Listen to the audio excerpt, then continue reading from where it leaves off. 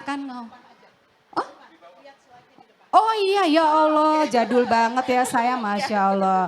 Inilah generasi kolonial ya, yang tahu kayak gini kan Gen Z ya. Oke, benar deh. Mau tukeran lagi? Ada di depan? Tapi saya nyelak maju Yes. dong. Mau dimajuin? Oke. Siap saya. Aduh, sampai Mbak Ane yang ngangkatin. Tenang aja. Oh, makasih Mbak Ane, ini luar biasa banget energinya nge-charge ya. Karena emang wataknya tuh watak yang ekspresif gitu ya. Jadi dia sangat open, sangat cheerful. Kalau ada di mana tuh pecah. Suaranya keren banget. Baik, jadi kita hari ini akan ngomongin self healing ya. Self healing, saya perkenalan diri dulu ya buat teman-teman ya. Next. Nama saya adalah Laura Fertiana, ya. Saya adalah seorang mind body practitioner, ya. Mind body practitioner. Saya bukan disclaimer dulu, saya bukan seorang dokter, saya bukan seorang psikolog, apalagi motivator, ya. Saya adalah praktisi holistik sejak awal tahun 2000, ya. Kegiatan saya sehari-hari adalah untuk berbagi ilmu untuk umum, korporasi dan private, ya, teman-teman ya.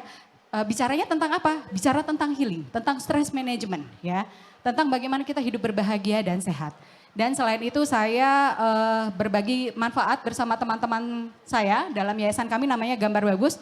Yaitu dalam bidang penguatan karakter anak-anak. Khususnya untuk anak-anak kurang mampu, terlantar ya. Terminal ill, jadi kami sering sekali ke bangsal anak ya. Untuk memberikan sharing-sharing dan penghiburan. Dalam yayasan kami yang namanya Gambar Bagus. Nah ini rata-rata kayaknya kolonial sih saya lihat. Ingat nggak nonton film TVRI waktu itu kalau minggu siang ada acara yang Mari Menggambar. Ngangguk. Ibu yang dari Lampung langsung ngangguk. Kayaknya kita seumuran Bu. Ya itu ya. Inspirasinya dari situ. Dari Pak Tino Sidin yang selalu mengatakan gambarnya bagus. Nah gitu ya. Jadi semua anak-anak itu adalah unik. Semua apapun yang dihasilkan adalah baik ya. Ya itu cukup sekilas perkenalan dari diri saya Bapak Ibu. Jadi kayaknya kebanyakan ya saya certified di beberapa certified hipnoterapi, certified akupunktur, acupressure, certified NLP. Ada yang suka NLP, udah belajar NLP di sini ya. Jadi ini saya aslinya lulusan ekonomi tapi nyeleneh passionnya di healing. Oke. Baik, next. Cukup sekian ya perkenalan saya dan ini adalah sahabat saya, sahabat healing saya. Tadi sudah diperkenalkan Ibu Lita Ridwan Hasan. Nanti kita akan cerita banyak. Ya, apa sih self healing itu? Kalau dari literasi kata-katanya sendiri, dari arti kamus besarnya self. Self itu diri. Healing itu penyembuhan. Artinya kita melakukan penyembuhan diri. Proses penyembuhan diri itu yang berbentuk apa? Untuk apa tujuannya? Tujuannya yaitu untuk memulihkan penyakit. Ya, pertama memulihkan penyakit, kedua mengembalikan energi kita terutama dalam hal emosional dan mental. Ini yang biasanya suka ngedrain. Ini saduran yang saya ambil dari dua healer ya, definisi dari Chiki Davis dari Berkeley University Wellbeing Institute dan Diana Robb ya. Nah, selanjutnya gimana sih proses healing itu gitu. Gimana? Kenapa perlu proses self healing ini? Karena ini adalah pendekatan yang digunakan yang tujuannya untuk bersinergi nanti dan berkomplementer dengan medical treatment atau terapi yang Bapak Ibu jalankan dalam proses pemilihan dan penyembuhan. Jadi ini prosesnya nanti healing ini memperkuat medical terapi ataupun apapun terapi yang kita jalankan. Ya, termasuk yoga. Yoga itu juga adalah komplementer, healing ya Bapak Ibu ya. Apa sih? Oke, sebelum kita lanjut ke lebih dalam, saya mau minta Bapak Ibu lihat gambar berikut ini, next. Oke, perhatikan baik-baik gambar ini Bapak Ibu. Ini sebenarnya ngelihatnya tuh harus yang screen gede sih gitu ya. Dan harus ngelihatnya tuh di tengah-tengah gitu. Nggak ngintip samping, ngintip kanan. Oke nggak apa-apa. Bapak Ibu, apa yang Bapak Ibu lihat dari gambar ini? Bergerakkah, diamkah, muter-muterkah, bergelombang atau bagaimana? Gimana ngelihat gambarnya? Kelihatannya. Gerak ya? Gerak, oke. Gelombang, apalagi? Kita belum di pantai nih, tapi udah lihat gelombang. Oke. Bergelombang, oke. Bergerak, bergelombang, oke. Ya, ada yang lain? Bergerak ya? Diam, ada yang diam, oke. Ada yang diam, bagus. Ya, bergelombang, oke.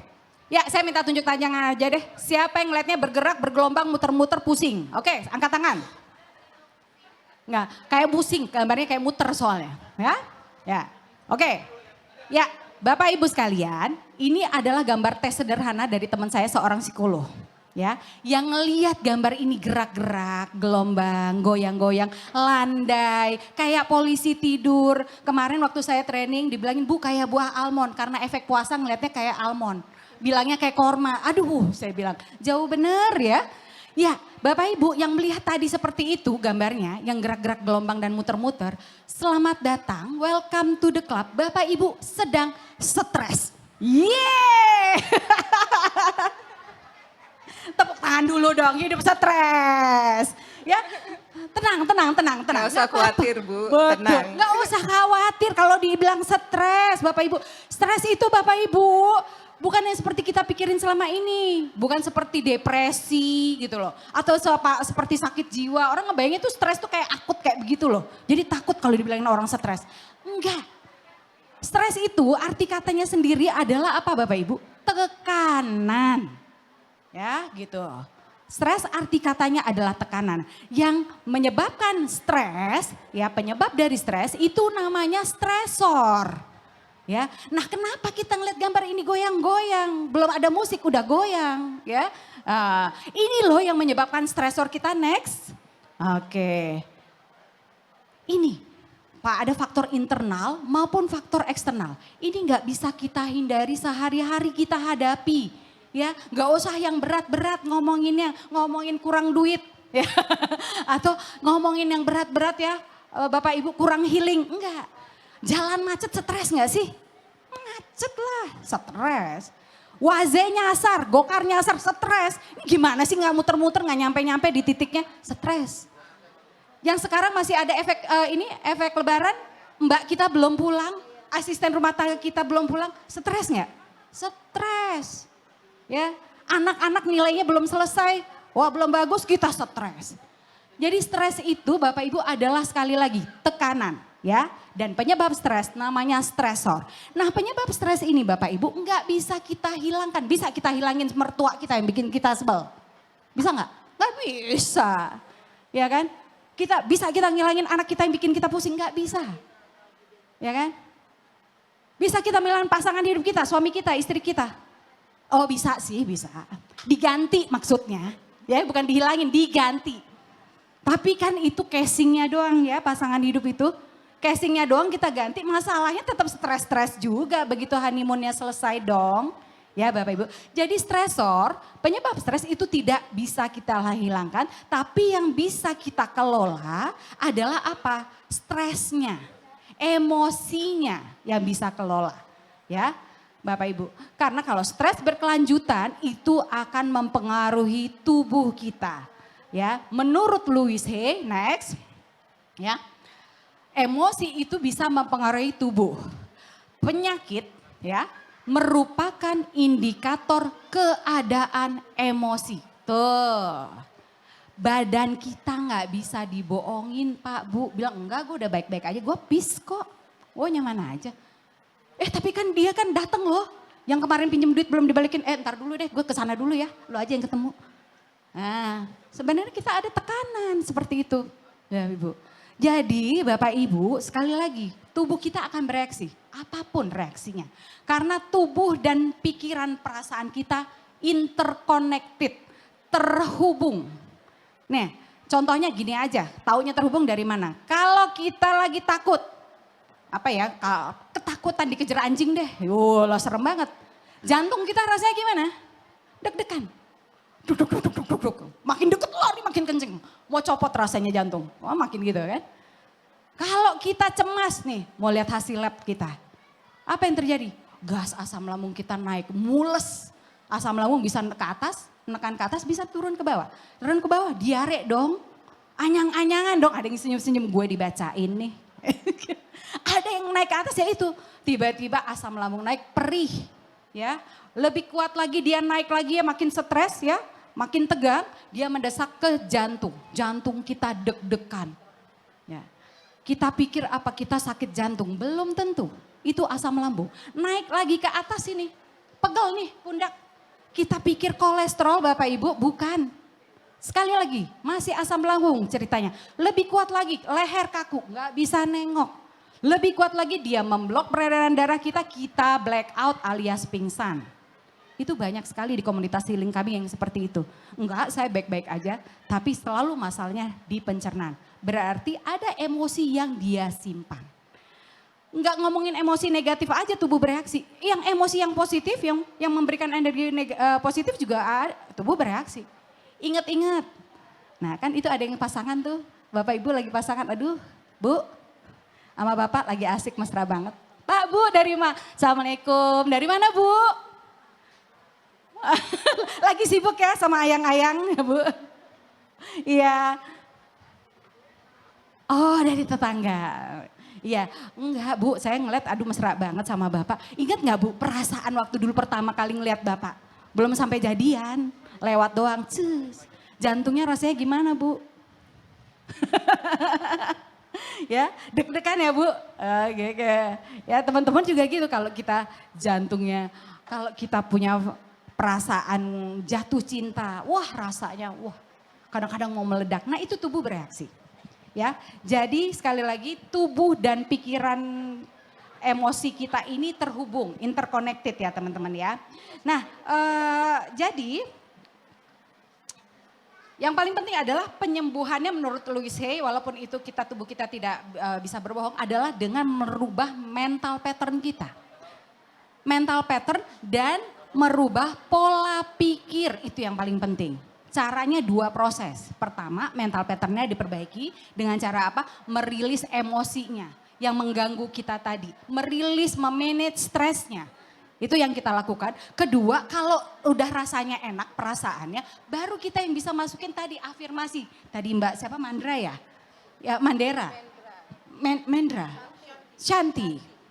Baru kita masukin. Makanya tadi kan Mbak Shanti bilang ayo kita lepaskan dulu. Tadi itu olah tubuh itu dalam rangka menekan semua tekanan-tekanan. Karena pada saat kita tegang tubuh ini otot-otot juga menegang.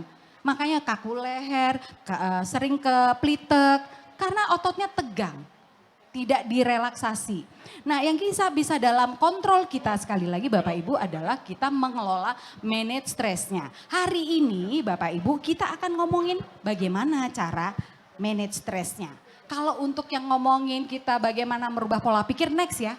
Itu perlu pelajaran tambahan karena hari ini saya cuma waktunya setengah jam. Oke ya. Jadi yang berikutnya Bapak Ibu next. Apa sih yang mau kita manage? Ya. Ini loh Bapak Ibu. Nah hari ini kan Bapak Ibu kan sering dibilangin kalau berobat ke dokter ya kan. Dibilangin suruh sama dokternya Ibu Bapak hindari stres. Kurangi stres. Karena itu akan menjadi trigger kita pada saat kita juga kambuh. Ya Bapak Ibu itu penting sekali untuk di Odapus. Nah sekarang bagaimana cara mengelola stresnya ini ya Bapak Ibu. Berikut ini Bapak Ibu kita bisa lihat berikut ini ada namanya level emosi atau anak tangga emosi.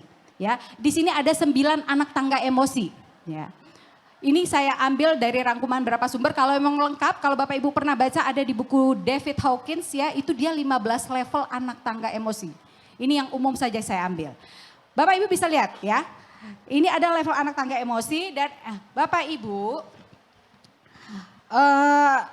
Level emosi kita setiap saat itu bergerak naik dan turun sesuai dengan situasi dan kondisi yang kita hadapi.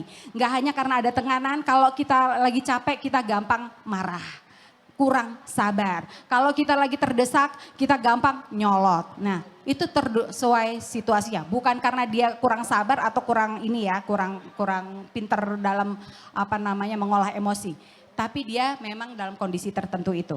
Nah level emosi, 6 level anak tangga emosi pertama itu dinamakan energi negatif di situ ya. Mulai dari perasaan apa tadi? Putus asa atau apati hingga sampai masuk ke dalam pride. Pride itu bukan kebanggaan tapi kesombongan. Mulai dari apati, sedih, takut, marah ya. Hasrat atau nafsu sehingga dia menjadi pride. Ya, itu frekuensinya ada di 75 sampai 175 Hz, 50 Hz ya, sampai 175 Hz. Bapak Ibu tahu nggak? Kalau sel kanker itu ada di frekuensi berapa? dia ada di frekuensi 20 Hz. Jadi setelah apati di bawahnya lagi itu ada namanya depresi. Apati itu kita putus asa. Putus asa tuh udah apa kalau putus asa? Udah males gerak. Males mandi, emang bukan karena kebiasaan males mandi ya, tapi emang dia mulai males mandi. Males ketemu orang, itu harus mulai kita waspadai. Kita sudah level emosinya lagi turun-turunnya nih. Kalau depresi, dia sudah tidak mau ketemu orang sama sekali. Ya, mengurung diri. Jadi kalau kita dalam emosi yang di energi negatif ini, disinilah Bapak Ibu, tubuh kita bereaksi. Yang sel kankernya mulai aktif. Karena frekuensinya lagi rendah. Bapak Ibu. Dan berikutnya 3 anak tangga berikutnya ya Bapak Ibu. Inilah yang dinamakan energi positif yaitu mulai dari namanya perasaan semangat atau courage. Semangat sama buru-buru beda ya dengan yang desire. Kalau buru-buru itu masih ada nafsunya, masih pengen cepet gitu loh. Tapi kalau semangat gitu mengikuti prosesnya aja nanti ya sejadinya kapan gue ikhlas. Nah, itu beda ya. Kemudian ada acceptance, di sini ada forgiveness, perasaan memaafkan dan ada namanya juga di sini peace, kedamaian. Ini yang kalau di yoga harus mencapai titik ini, frekuensi ini sampai 600 Hz. Bapak Ibu. Nah, 3 anak tangga emosi inilah yang dinamakan zona ikhlas. Kalau dalam bahasa spiritualnya zona ikhlas. Bapak Ibu, kita bisa healing kalau frekuensi kita udah ada di zona ikhlas ini. Terjadi proses healing di dalam tubuh kita, itu kalau frekuensinya udah dari 200 Hz ke atas. Kalau Bapak Ibu jadi masih sedih, masih marah, masih kesel, Bapak Ibu proses healingnya akan terhambat. Ya, belum lama banget kita. Jadi apa yang harus kita lakukan? Beresin dulu perasaan yang 6 negatif tadi. Yang di energi negatif, beresin dulu marahnya, keselnya, lepasin. Rilis tadi bahasanya. Ya, diakui, oh iya ya saya marah, saya kesel nih, ya Allah saya capek banget. Akui, bukan ditiadakan, dialihkan, apalagi ditekan. Ada beberapa teman-teman mungkin yang wataknya introvert, itu biasa menekan perasaan. Ditelen, nah termasuk nanti Ibu Lita ya. Bu Lita udah dapat, boleh ditambah-tambahin Bu Lita? Ya ditelen aja. Nah itulah jadilah penyakit. Akan terjadi peledakan emosi dan menimbulkan penyakit dalam jangka waktu yang lama. Ya, itulah namanya stres yang akut ya, menyebabkan fatigue. Nah, teman-teman, healing ini sekali lagi mulai bekerja di zona ikhlas ini ya. Termaksud apa yang di sini? Bukan hanya healing loh. Niatan kita, doa kita, afirmasi kita mulai bekerja frekuensinya di 200 Hz. Ya. Jadi kalau kita ngerasa aduh saya berniat ini begitu. Tapi kok kalau coba cek ya, kalau kita punya niat, punya doa kok lama ya. Atau kok gak dapet-dapet, coba cek lagi sama diri kita. Bukan salah doanya, bukan salah Tuhan kita. Cek dulu kita udah beres dulu masalah hati kita. Kalau masih di situ berarti ya belum bisa jalan, belum bisa menarik peristiwanya. Karena memang Allah berikan itu untuk kita masuk ke dalam ya fase keikhlasan ini tadi. Ini yang mau kita latih loh. Dan ikhlas itu latihan teman-teman, ikhlas itu bukan instan. Ya, hari ini belajar keluar besok kita ikhlas, enggak. Hari ini datang ke taklim, besok ikhlas. Enggak.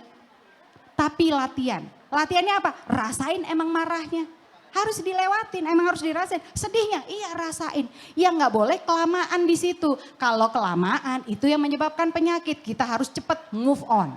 Akui dulu, bukan toxin positivity ya. Gen Z sekarang, bukan toxin positivity. Pengalihan, oh nggak apa-apa. Nanti juga ada jalan keluarnya, tapi padahal dia masih ketakutan. Kalau nilainya nggak lulus. Aku nih ya Allah saya takut, saya cemas nih. Oke lanjut ya, ini kebanyakan saya ngomong. Oke ya baik teman-teman, gimana caranya healing? Next, sekali lagi. Langkah awalnya tadi kita identifikasi ya, langkah identifikasi dulu perasaannya. Identifikasi perasaannya, kemudian kita terima perasaannya, accept ya. Identifikasi kemudian kita accept. Nah ada cara healingnya kita harus punya teknik atau metode. Banyak sekali metode ya yang teman-teman pelajari. Yoga salah satunya. Itu salah satu teknik untuk merilis feeling. Ada juga mungkin belajar meditasi. Ada yang belajar brainwave, gelombang otak. Ada yang olah nafas, ya, tai chi. Ya, Bapak Ibu sekalian. Ada yang terapi ketawa, terapi senyum. Banyak. Tapi yang paling penting adalah itu yang paling kita suka. Metode yang kita punya itu yang paling kita suka. Tapi kalau hari ini saya akan berbagi metode yang paling gampang, metode P3K cara untuk release feeling. P3K tahu dong artinya apa? Pertolongan pertama pada kegalauan, kebaperan, ya enggak? Kekecewaan, nah iyalah pokoknya itu ya, kekesalan. Nah ini adalah merupakan teknik cepat yang namanya 3M feeling. Nah ini untuk cara sapu-sapu perasaan namanya sebenarnya. Teman-teman bisa lihat di sini ada berbagai macam emoticon feeling. Mulai dari emoticon feelingnya positif maupun feeling yang energinya negatif. Ya, coba teman-teman kita berlatih sekarang menterapi diri, mengenali perasaan kita. Ya, paham sama diri kita, aware sama diri kita. Coba teman-teman identifikasi perasaannya minimal 3 deh, minimal 3. Dari bangun tidur melek mata, ya, sampai jalan ketemu saya di sini minimal perasaan apa aja yang ada. Lebih juga nggak apa-apa, tapi minimal 3. Coba tahu nggak, kenal nggak sama diri kita? Perasaannya apa? Di sini macam-macam. 3. Mungkin sharingnya, oh ibu yang dari Lampung dong. Saya nggak boleh ya? Kameranya ngikutin. Nggak apa-apa boleh? Mbak, kenalan dulu. Mbak, oh Palembang, Wong kita Galo sama dong. Saya juga ada orang kita Palembang, orang tua saya. Oke, Mbak Ana, Ayu Ana, kalau orang Palembang manggilnya Ayu. Ayu tadi pagi jalan dari Lampung. Enggak, saya nginep di Jakarta. Udah langsung di Jakarta. Oke. Makasih Ibu. Masya Allah. Nah, apa yang Mbak rasain? Begitu bangun tidur waktu buka mata apa? Capek, kesel, atau aduh happy, tenang. Feelingnya apa? Lihat dari situ banyak. Iya. Pertama bangun capek ya, karena Capek. lagi long trip. Oke, ya long trip betul. Tapi semangat. Semangat. Karena bakal ketemu sama teman-teman. Teman-teman, kampus. mantap. Dan terakhir bahagia. Bahagia karena? Ketemu sama teman-teman Odapus. Ketemu teman Odapus, Masya Allah. Tapi diawalinya dengan capek dulu. Capek. Nah bagus, terima kasih Mbak Ana, itu namanya cerdas emosi. Tahu feeling apa yang kita rasakan. Ya, penting buat kita untuk mengenal perasaan kita. Karena biasanya kalau para laki-laki, para bapak-bapak itu biasanya kurang paham dengan namanya emosi. Karena apa? Banyak sekali bapak-bapak ini ya tidak mengenal ya gitu deh, gitu kan. Ya saya begitu, baik-baik aja. Tidak, oke, baik, oke. Susah ya, salah, kebiasaan nih. Ya jadi karena bapak-bapak itu bukan salah bapak-bapak, bukan salah asuh. Karena, ada Aceh dan Papua ya, bapak-bapak dimanapun berada ya. Mau di negara barat maupun negara timur itu terdiri dengan kultur yang sama. Dengan cara pola asuh apa? Laki-laki itu harus kuat. Jangan cengeng, jangan nangis, harus tangguh. Jadi bapak-bapak tidak biasa mengenali perasaannya. Kalau dia mau sedih, dia langsung diem. Ya, jadi kalau dia ketakutan sebenarnya dia takut tapi dia pura-pura tegar. Apa yang terjadi teman-teman? Hormon stres kita keluar secara naluri begitu ada emosi yang mengganggu. Hormon stres kita keluar, peredaran darah kita jadi kental, apa yang terjadi? Otomatis ini suplai ke seluruh tubuh terganggu dan biasanya yang paling terkena dampaknya adalah jantung. Jantung harus pompa kuat kan darah jadi kental. Makanya tidak heran banyak para bapak ini lelaki-laki ya saudara laki-laki orang tua ya waspadai anak laki-laki kita juga banyak terkena penyakit kardiovaskuler dan teman-temannya. Karena mendem, karena menekan feeling. Jadi bantu dia, bapak capek ya. Bapak takut, bantu dia menamai perasaan. Ngomong sama anak juga begitu yang laki. Kamu lelah nak, nah seperti itu ya. Jadi itu 3M feeling, menamai perasaan. M pertama, menamai perasaan. Ini lagi nyapu ya. M yang kedua, dan sekali lagi waktu kita ngomong saya capek, saya takut, bukan kita tidak ikhlas dan sabar ya. Kita sedang berikhtiar. Bahkan kalau saya di Muslim ya, Rasulullah itu Bapak Ibu, itu juga meneteskan air mata kok lagi sedih. Bukan langsung dengan fase dia ikhlas, dia ada fase sedih. Karena memang ini sunatullah kita diciptakan ada otak emosi. Hanya otak emosi itu tujuannya kalau sadar di energi negatif untuk daya tolak. Untuk memotivasi kita ya, untuk mencari ikhtiar. Ya, seperti itu. Nah, setelah itu baru ke M keduanya, angkat. Ngomong sama diri sendiri ya, ini kita monolog. Dialog sama diri sendiri. Waktu berdoa pun juga lakukan begitu. Ya Tuhan angkat marah saya. Angkat capek saya. Angkat takut saya, ini hasil labnya kayak gimana nih ya Allah. Saya cemas ya Allah. Gitu. Saya lelah kapan sampai kapan pengobatan ini ya Allah? Sampai kapan saya bisa bangkit, ngomong, curhat. Nah, tapi kalau setelah itu angkat takutku, angkat cemasku, angkat lelahku. Ya, supaya redaksinya angkat. Karena apa? Supaya anak tangganya naik ke anak tangga yang zona ikhlas tadi. Jadi level emosi itu memang harus diangkat, bukan dihilangkan. Emosi tidak bisa dihilangkan. Jadi diangkat untuk masuk ke dalam zona healing. Nah, M yang ketiga Bapak Ibu baru mohon doa. Ya, ada yang mau nanya Mbak Ana. Saya lanjutin dulu apa nanti tahan Mbak Ana? Yang nanya boleh, siapa tahu bisa direct. Oke, boleh Mbak, boleh mau nanya? Monggo. Tadi ada yang tunjuk tangan, silakan ya kalau yang mau nanya monggo boleh langsung. Nah yang M ketiga adalah mohon. Mohon itu adalah apa? Petunjuknya tadi, solusinya apa dong ya Allah? Ya Tuhan kasih dong, saya mesti ngapain gitu. Beri saya kekuatan. Nah itu baru ngomong, beri saya kesembuhan, beri saya kesehatan, saya harus ke dokter apa, saya harus menjalani terapi apa, itu diobrolin, diminta, mohon. Doa itu Bapak Ibu harus jelas. Kalau perlu sampai detail. Ya. Kenapa? Itu untuk sugesti bawah sadar kita. Dan kadang-kadang kita doa itu suka nggak tahu loh kita minta apa suka nggak jelas. Ya Tuhan saya minta lemari kalau yang dibuka rasanya dingin, adem, bisa masukin tahu, bisa masukin ikan. Lah itu apa? Saya minta kulkas, sebenarnya kan itu ya. Nah doa tuh jelas Bapak Ibu. Nah ini Bapak Ibu, ini 3M ini membantu kita setiap hari ya. Menyapu-nyapu energi negatif sebelum menjadi stres dan depresi. Ya, yang kedua membantu kita juga meletakkan pola pikir kita untuk berbaik sangka. Yang penting itu, karena diakhiri dengan memohon doa pasti ada pertolongan, pasti ada jalan. Ya Bapak Ibu. Dan yang paling penting dari semua metode yang Bapak Ibu lakukan yang kita sukai adalah harus yakin. Keyakinan next. Menurut Profesor Herbert Benson Bapak Ibu, ini dari Harvard Medical School. Next sebelumnya lagi. Yang tadi Profesor Herbert Benson. Yes. Kontribusi obat-obatan dalam penyembuhan itu sebesar 35%. Obat yang kita minum itu kontribusinya dalam penyembuhan hanya 35%. Kita sembuh 65% disebabkan oleh apa? Faith factor namanya. Atau apa? Keyakinan. Kenapa penting Bapak Ibu keyakinan? Bapak Ibu minum obat kalau nggak yakin sama obatnya itu bisa nyembuhin, obatnya juga nggak bekerja Pak Bu. Contohnya gini deh, kita kalau pusing. Pusing siapa yang di sini minum Panadol? Pasti ada yang minum Panadol, Bodrex, apalah ya, Paramex gitu. Macam-macam kan? Coba yang orang minum Bodrex, saya kasih Panadol. Nggak mempan buat gue. Nggak biasa.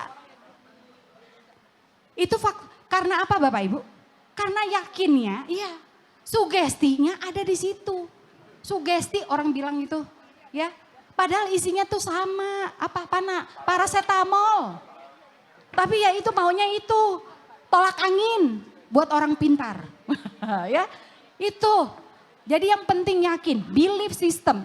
Jadi keyakinan ini sekali lagi Bapak Ibu adalah faktor utama. Yakin dengan terapi obat yang kita lakukan, yakin ya dengan medical support yang kita kerjakan, terapi komplementernya dengan tenaga kesehatan yang membantu kita semua, yakin setelah minum obat kita sehat.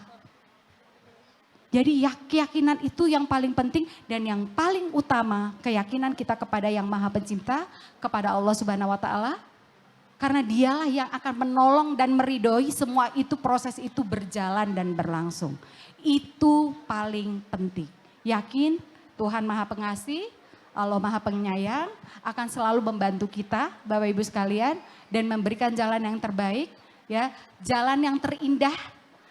Enjoy your journey. Mbak Laura, itu kelihatannya menjadi sebuah proses gitu ya. Betul. Sebuah perjalanan ya. Ya. Luar biasa kan apa yang disampaikan Ya. sama Mbak Laura. Mbak Laura, barangkali ada sesuatu yang bisa Anda sampaikan untuk membungkusnya Ya. supaya teman-teman di sini bisa mempraktekkan nanti di rumah si proses healing, bener nggak ya Mbak ya? Betul sekali. Dan kami butuh dengar suaranya Mbak Lita juga. Betul. Ini dia yang mau kita Cobain sampaikan. gimana nih? Silakan Ya, yuk Mbak silakan. Laura. Jadi Mbak Lita akan sharing nih ya proses journey-nya, healingnya dia Iya, itu seperti dia. apa. Silakan sahabat saya Lita mungkin Yuk. untuk bisa berbagi. Dimulai dari perkenalan dulu ya. Mbak Lita ini Oke. adalah cervical cancer thyroid ya. Dan, Oh. ya cervical cancer thyroid ya, boleh cerita dari sejak tahun berapa itu Mbak Lita? Bismillahirrahmanirrahim, terima kasih atas waktunya. Saya survivor cancer thyroid sejak 2004, diagnosa Wow. yang pertama kali. Kemudian sepanjang waktu sampai dari 2004 sampai sekarang, itu saya 3 kali treatment cancer. Dan ibu-ibu juga perlu ketahui bahwa saya ibu dari 3 anak dengan anak kembar perempuan sekarang 22 tahun dan mereka dua-duanya autistik.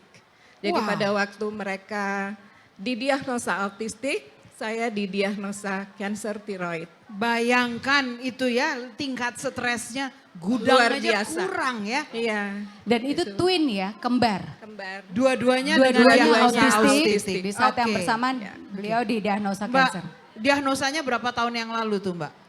2004 tuh jadi berapa tahun yang lalu ya itu? Udah hampir 20 sih ya, 18 tahun iya, lalu. 18 tahun. Proses yang tadi diceritain Mbak Laura jadinya journey-nya berapa lama tuh Mbak Laura buat Mbak Lita? Kalau Mbak Lita itu ketemu saya sih sebenarnya belum 2011. lama. 2011 Iya. ya. Jadi udah punya pendaman segitu lama Iya, ketemu iya. Mbak Laura. Betul, Oke. jadi ada denial, ada fase denial di situ. Yes, ya Semua kan? terlewati ya. Ya, ya, Fase-fase itu sampai kemudian saya menemukan metode yang Ya. bisa membuat saya jadi bisa hidup lebih bermakna, lebih happy. Dan Karena- lebih cantik luar Masya biasa. Allah, Benar itu. nggak sih teman-teman di pendopo ngelihat ya? Juga yang di live streaming. Ya. Jadi waktu itu ketemu saya di 2010 itu dalam fase baru 1 tahun. Jadi waktu didiagnosis cancer, Mbak Lita nggak dikasih tahu oleh dokter maupun suaminya. Waktu itu kebetulan dinasnya masih di Amerika. Oke. Dokter hanya mengatakan tumor ya Lita ya. Hanya Ya, menderita ya. tumor. Jadi kemudian sampai pindah beberapa tempat termasuk di Jepang juga sempat ini ya relapse ya. Di relapse-nya tuh sesudah pulang dari Amerika sebenarnya. Oke. Jadi 2 Oke. tahun ketika saya tinggal di Amerika sudah mulai relapse untuk yang Ya. kedua. Ya. Kedua ya, Ya, untuk cancer jadi, yang sama. Ya, 2004 saya didiagnosa, kemudian alhamdulillah survive sampai 2010 itu saya relapse, kemudian saya treatment, kemudian saya relapse lagi nggak sampai 5 tahun, jadi 2012 Oke. itu saya relapse yang ketiga, treatment lagi, tapi itu sudah ikut Mulai dengan model healingnya. Iya, model ini. healingnya. Dan Oke, alhamdulillah ibu-ibu, bapak-bapak sekalian, saya sehat walafiat sejak 2012 sampai Alhamdulillah. sekarang. Oh, Dan amin. healing itu menjadi Yuk kasih dong luar biasa big iya. applause, ruang basar juga kasih big applause dulu. menjadi apa ya, Buat bagian balita. dari hidup saya sehari-hari. Jadi Aduh. healing yang saya lakukan itu bisa kita lakukan di mana saja. Anak-anak ada yang ikut juga nggak Mbak Lita? Iya. Ikut ya, yang autistik juga ikut Iya, ini. healing. Mereka sudah bisa healing. luar biasa. Nanti kita berkenalan lebih jauh ya Ibu dengan saya Betul. dan anak-anak saya yang sudah gadis-gadis. Sangat dinantikan. autistik tapi luar biasa. Tiga ya anaknya, berarti ada Anaknya lagi 3 seorang. yang tiga. seorang. Ya 3 yang itu Iya. ya si Abang ya, Iya. itu yang komandonya anak-anak ini. Oke. Tapi memang waktu perjalanannya Mbak Lita ketemu saya 2010 dan relapse kemudian setahun kemudian itu sudah walaupun loh kok udah belajar healing kok masih relapse. Nah, ternyata akar masalahnya belum Masih terbongkar. ada Belum di sana. selesai. Masih belum Ya, selesai. iya. Yang kita pikir udah selesai, ternyata di bawah sadar itu yang kita kalau belajar NLP, Masih tekanan ada bawah ya. sadar, subconscious mind itu lebih kuat. Jadi itu pas. Jadi bisa karena Masih inner ada child, memori yang, pola asuh, betul. mengganggu. Karena trauma, Ya. ya. Itu yang kadang-kadang kita tidak rasakan Tidak bisa kembali. lepas. Gitu. Bapak, Ibu, teman semuanya, di belakang dari Mbak Laura, Mbak Lita, itu ada ruang ya untuk tempat istirahat, tapi di sebelahnya ada tenda. Mbak Laura, Mbak Lita nanti nggak keberatan ya kalau teman-teman masih mau tanya-tanya ya? Boleh Silakan, sekali silakan. Nggak dengan senang buru-buru hati. dong sampai jam Tidak 5 buru-buru, sore gitu insya ya. Allah, insya Tolong Allah. dong Ibu Ya, Dubes ya terima kita ajak kasih. sampai jam 5 sore Bapak boleh ya. Iya. Bu, Jadi, Mbak, oke. 2 autis, relapse, sudah healing. Bagaimana dengan tugas tanggung jawab menjadi seorang Ibu Dubes Itu nih? juga alhamdulillah semuanya bisa Dahsyat, berjalan bersamaan ya. Dahsyat, Kita ya. kita memang harus punya Siap. keyakinan ya. Keyakinan dan ikhtiar itu wajib kita lakukan gitu. Baik. Ya. Kelihatannya ngobrolnya mesti diterusin lebih personal di support group mini atau dalam grup diskusi mini. Mbak Lita tolong bungkus dulu paparan Anda hari ini. Oke baik Bapak Ibu sekalian. Jadi ya lepaskan emosi kita ya. Kalau kita lelah, kita capek, rasakan emosi itu ya. Kemudian kita ikhtiarkan melepas emosi itu dengan apa yang kita suka, metodenya apa yang kita yakini, dan kita akui bahwa kita butuh pertolongan. Ya, dan yang paling penting pertolongan dan keyakinan itu ada kita letakkan kepada Allah Tuhan yang Maha Kuasa. Karena aku bersama prasangka hambaku. Hadis Qudsi riwayat Bukhari. Jadi Allah atau Tuhan kita itu mengikuti prasangka kita. Kalau prasangka kita bisa lewati ini, maka akan diberikan kemudahan jalan oleh Allah. Ya, kalau kita berprasangka Allah akan menolong kita, maka akan ada jalan yang terbuka. Bapak Ibu ya sekalian, ya itu adalah hukum law of attraction ya. Demikian saya akhiri, semoga selamat berjuang ya, setelah enjoy your journey ya. Kita punya teman-teman bersama dan Yang kita luar bisa biasa. saling mensupport bersama. Salam Terima lupus. kasih banyak, Terima Mbak kasih. Laura. Tetap Saya semangat akhiri, ya Ibu Assalamualaikum dan warahmatullahi Bapak-bapak. wabarakatuh. Wow. Semangat. Semangat Terima yang kasih luar. Saya tahu masih pada pengen ngobrol. Jangan dilepas berdua nih ya. Dikejar aja deh ini. Terima kasih Mbak banyak, Ana, Mbak Lita, sampai Mbak ketemu Laura. Bapak Ibu. Oke.